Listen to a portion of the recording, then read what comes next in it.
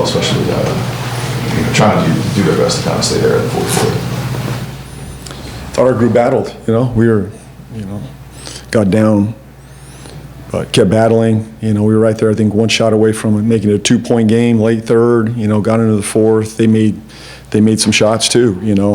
They'd not been shooting it this well, so that's the way it goes. But I thought in general we battled. We got after it.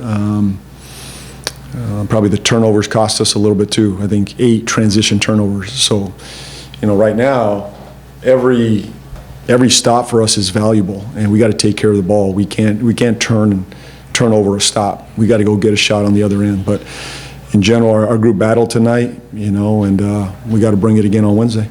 For what do you think the job of the bench overall? I think every time they were coming in, they were making and cutting, chopping into that lead. For sure, huge impact there. We did not get off to a good start again. They started big, so they presented some problems for us in the starting lineup. We made a few adjustments, went bigger, but the bench was great. They came back in, gave us great effort, turned the game for us, gave us a chance, and really proud of that group. So speaking of the bench specifically, just the job Peeves doing on the defensive end, it seems like. Yeah, that's what he does, and he needs to. That's his calling card. No Herb, but even if Herb's back, to be that next guy up, I want to guard the best player, every single night. And I thought he did a great job on Durant tonight. Was aggressive, was physical, got a big stop there down the stretch. So, I think he's responded.